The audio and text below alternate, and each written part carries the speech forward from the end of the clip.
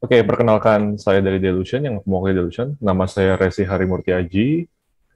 Oke, di hari ini saya akan mempresentasikan mengenai beberapa materi dan proyek yang mungkin bisa diselaraskan dengan apa yang temanya hari ini ya. Tapi sebelum kita mulai masuk ke proyeknya, saya coba kenalkan dulu mengenai Delusion itu siapa gitu. Jadi Delusion adalah sebenarnya itu adalah sebuah holding company. Kami biasa dikenal dengan sebutan The Delusion Company.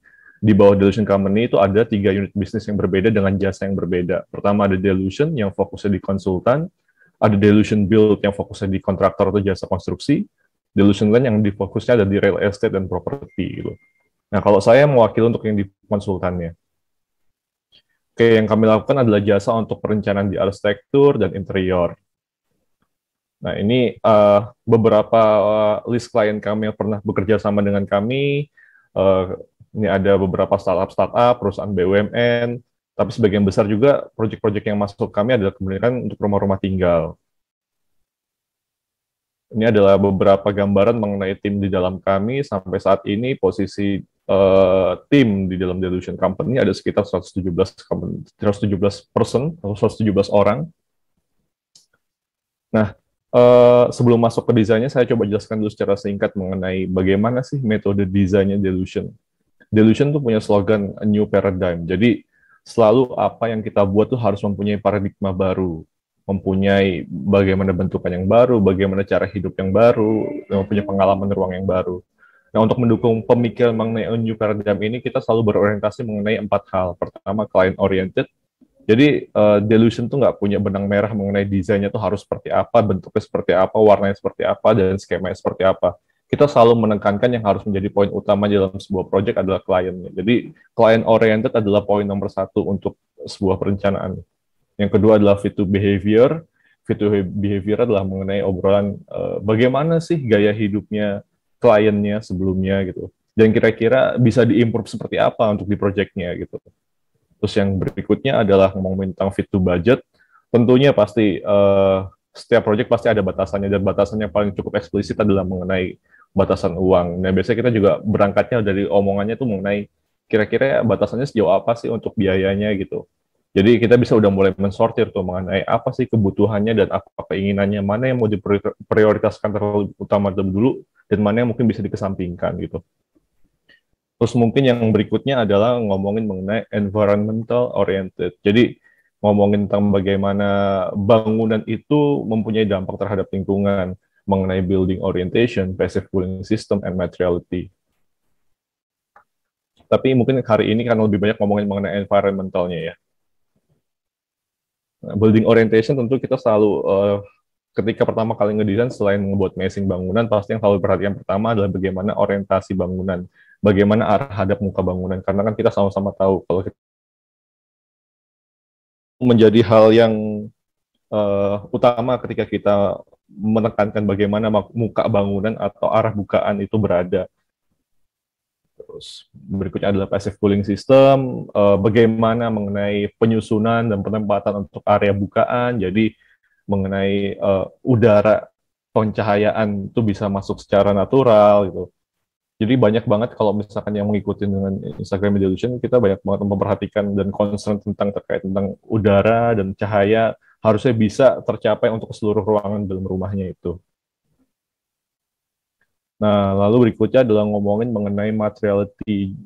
Materiality menjadi penting buat kita ketika memilih adalah tentang bagaimana kita memilih material yang mempunyai durability yang kuat, yang harusnya itu bisa sifatnya jangka panjang tanpa dan juga less maintenance gitu.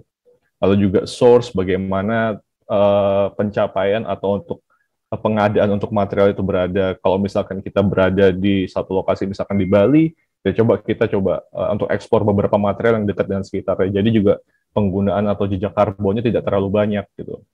Terus berikutnya ada less waste. Nah, less waste ini ngomonginnya adalah tentang bagaimana cara kita menyusun ruang itu harusnya ruangan itu sesuai dengan modul materialnya. Jadi juga nggak banyak material yang kebuang untuk sifatnya barang-barang atau material sisanya gitu. Oke, langsung masuk ke beberapa proyeknya. Untuk di hari ini dari Delusion akan coba bawakan 5 proyek. Ada beberapa proyek yang sifatnya masih sifatnya di desain, ada yang sifatnya udah dibangun. Oke. Oke, project pertama kita nyebutnya belum ada nama projectnya, cuma nama konsepnya adalah In Between Curvy and Linear.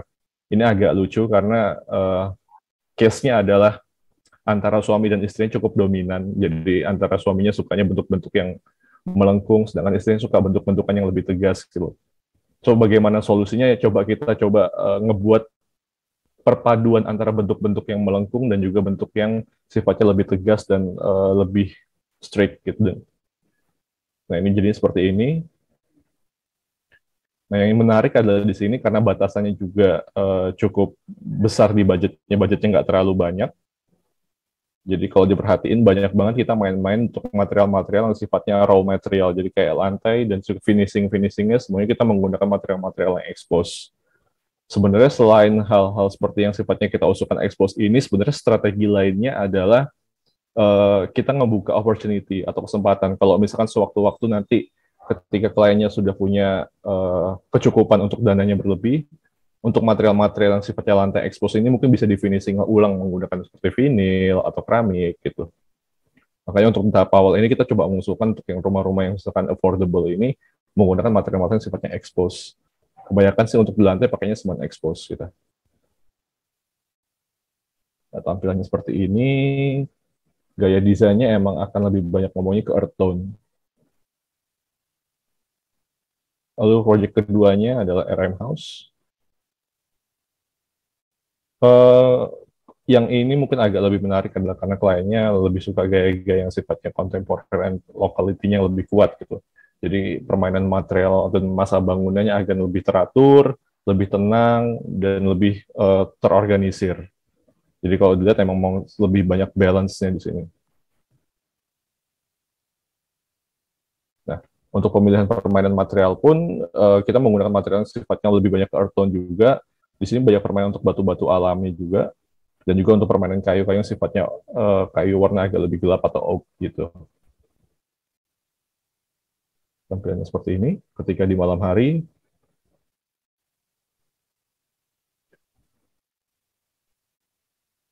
Nah, untuk di desain yang di sini karena emang sifatnya adalah bentuk masa bangunnya yang disebut terpisah-pisah. Jadi kayak ada beberapa pavilion kecil yang sifatnya di tengahnya itu ada kolamnya. Nah, untuk yang di depan ini adalah bangunan utamanya yang sifatnya dipakai untuk area tempat tinggal, sebelah kirinya dipakai untuk area untuk bersantainya. Tone-tone material dan penggunaannya pun masih tetap sama, semuanya menggunakan material-material yang sifatnya uh, kealaman. Jadi sedangkan untuk yang di area dalamnya semuanya lantainya kebanyakan kita menggunakan untuk lantai-lantai terrazzo. Pengaplikasiannya harusnya nggak harus pakai stone yang sifatnya satu slab seperti terrazzo gitu, tapi mungkin seperti yang tadi dijelaskan seperti Pak Jeffrey. Jadi kita juga nanti rencananya akan menggunakan yang sifatnya langsung jadi molding atau adukan atau sifatnya nanti dikasih cairan dengan batu-batu tadi. Nah, ini adalah untuk area ruang kerjanya. Karena sifatnya lebih private, di sini mungkin suasananya agak lebih hangat. Jadi banyak permainan kayunya. Nah, ini untuk yang area sifatnya public, kita menggunakan material-material yang sifatnya agak lebih terang. Nah, ini untuk lantai kita menggunakan terrazzo. Dan ini untuk living room-nya. Berikutnya adalah untuk boho house. Sebenarnya ini sudah selesai desain, dan sebenarnya sudah mulai dibangun. Bulan ini sebenarnya harus sudah selesai untuk pembangunan. Yang menarik di sini adalah karena karena kliennya adalah kolektor kain-kain lokal, jadi kita coba menggunakan atau membuat patternnya sesuai dengan kain-kain yang dia suka gitu. Tapi tentu karena ada batasan kembali, batasannya ada di budget, jadi kebanyakan semuanya main expose semen. Cuman untuk membuat variasinya secara estetika, untuk yang expose semennya ini kita coba dibuat akan ada beberapa pattern menggunakan tali air gitu.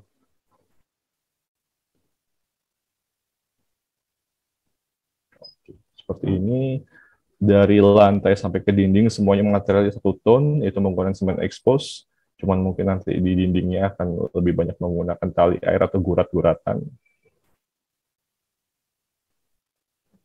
Ya, seperti ini. Berikutnya adalah untuk yang di kamar tidurnya. Nah, ini kalau di kamar tidurnya mungkin agak berbeda karena ada variasi tempatnya untuk tempat tinggal, dindingnya, jadi mungkin sini ada kayak anyaman-anyaman gitu seperti rotan untuk di area di belakang kasurnya. Lalu juga ada kolam renangnya. Nah, ini salah satu proyek terbangun kita. Ini ada di Bali. Yang menarik dari proyek ini adalah kita coba ngebuat desain bangunan yang agak lebih merunduk, yang lebih tenang. Karena kita ngelihat di sekitarnya sudah cukup menarik sih. Jadi ini sebelah kiri kanannya adalah kayak sudah ada sawah-sawah, sedangkan juga nggak jauh dari pantai. Ini ada di Bali. Jadi yang kita coba tonjolkan, instead bangunannya, kita coba tonjolkan dari alam dan kegiatan di dalam bangunannya. Jadi masa bangunannya ini kalau kita bisa bilang seperti pasif dan aktif. Ketika di siang hari kelihatannya lebih tenang, tapi ketika malam hari ada kegiatan yang harusnya jadi menonjol adalah kegiatan orang di dalamnya. Fasadnya harusnya adalah mencerminkan dari kegiatan di dalamnya. Jadi sifatnya jadi reflektif gitu. Nah, ini juga mengenai pemilihan material. Untuk material-material seperti area terbukanya ini semuanya batu-batu yang semuanya asli dari sekitarnya. Jadi kita juga nggak mendatangkan dari kota lain. Untuk menjaga jejak karbonnya juga nggak terlalu banyak. Nah, ini juga karena di dalamnya ini sifatnya bangunan revisi atau bangunan existing. Jadi ada di area bawahnya tuh yang lantai-lantainya kita menggunakan existingnya. Jadi cuma tinggal kita percantik aja sih. Ini sebenarnya lantainya juga lantai existing.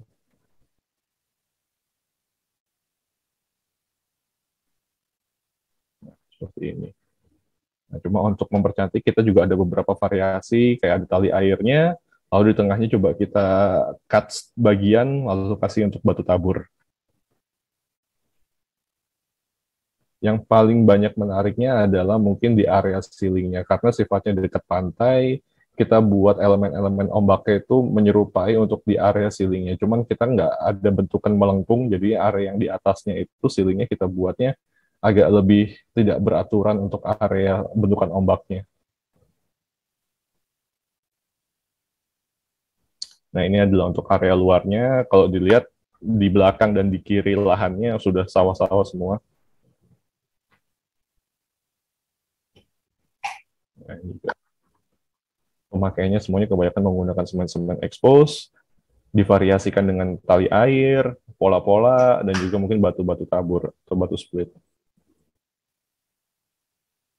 Nah, yang terakhir adalah ini yang mungkin sempat agak ramai kemarin adalah ring house, rumah yang di dalamnya ada lapangan basketnya. Jadi ini cukup menarik karena dari awal klien datang ke kami, emang dia mintanya adalah rumah yang bisa menaungi hobinya. Hobi yang paling utama adalah basket, main basket. Cuman dia nggak mau emang ruangannya atau lapangan basketnya ada di luar gitu. Karena dia nggak mau kepanasan dan nggak mau kehujanan gitu. Dari awal jadinya kita mendesain dengan mulainya dari bagian yang area basketnya itu dulu. Sedangkan fasad di area luarnya ini emang dibuat agak lebih atraktif karena emang sebenarnya konsep dasarnya itu berawal dari movement atau pergerakan dari pemain basket itu sebenarnya kan lincah dan agile itu. Jadi sifat-sifat yang tidak beraturan itu muncul ke fasadnya ini.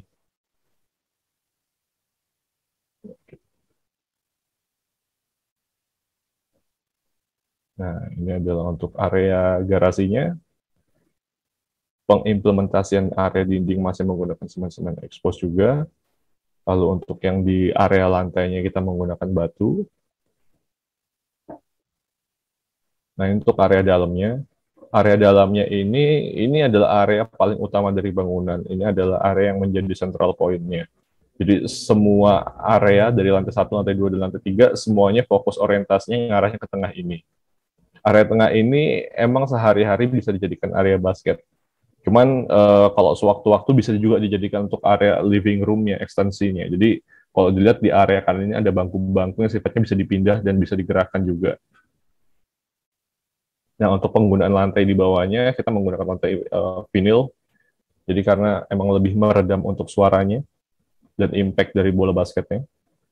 Sedangkan kalau diperhatiin di kiri dan kanannya itu di belakang jendelanya, di depan jendelanya kita memberikan untuk kayak wire mesh atau expanded metal mesh, jadi seenggaknya itu bolanya tidak akan kena kacanya. Nah, seperti ini. 。 . 。 . 。 . 。 . . . . . . . 。 . . . . . 。 . 。 . 。 . 。 . 。 . 。 . 。 。 . 。 。 。 . 。 。 . 。 。 . 。 . 。 . . . 。 . 。 . 。 . 。Kalau ngelihat dari area lantai 2 seperti ini, nah area lantai 2 emang fokusnya lebih ke private. Jadi ada ruang keluarga sendiri di lantai 2 dan sifatnya untuk kamar-kamar, kamar anak dan kamar tidur utama. Dan kalau ngelihat di sini, ini adalah yang difokuskan untuk kamar tidur utama, orientasinya pun sama untuk bisa ngelihat ke area lapangan basket di tengahnya. Dan ini yang tadi seperti saya jelaskan, kalau kita selalu concern terhadap mengenai bagaimana cahaya masuk, bagaimana udara masuk. Nah, di atas ini kita kasih skylight, dan juga secara bersamaan kita juga kasih ada kayak kisi-kisi udara di atasnya. Jadi seenggaknya perputaran antara udara masuk udara masuk antara udara yang dingin dan udara yang panas itu bisa mengalir secara lancar. Oke. Nah, ini adalah untuk area kamar tidur. Yang sebelah kiri adalah kamar tidur anaknya. Sebelah kanan untuk area servisnya, untuk dapur. Nah, yang paling atas digunakan untuk area Zen Garden atau tamannya. Ini kebiasaan digunakan untuk kayak anak untuk bekerja, untuk main, semuanya bisa di sini. Atau barbecue party, semuanya di atas sini. Nah, kita tetap sediakan untuk beberapa area bukaan sebelah sininya, di sebelah kiri. Jadi cahaya tetap bisa masuk secara maksimal untuk ke area menyeluruh di seluruh bawah, di seluruh ruangannya. Oke, kalau dari Delusion harusnya cukup ya.